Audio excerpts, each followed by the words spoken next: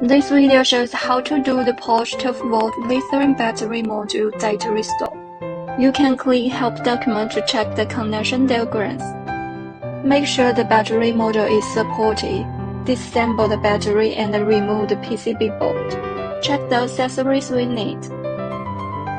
Install the copper pillars.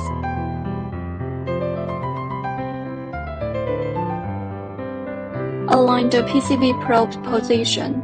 Install the interface board and lock the copper pillars.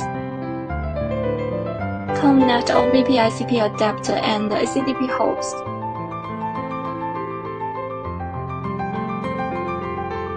Open Mini ACDP app.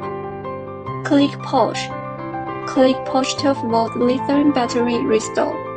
Click FPC5644B. Please backup the original data if you need. I will do the data restore directly. Click Data Restore. Confirm the ACDP device is connected to the module. Click OK.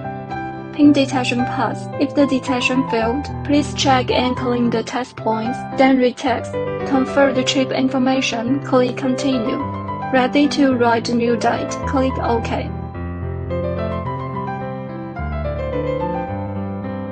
Module data restore success. Thanks for watching.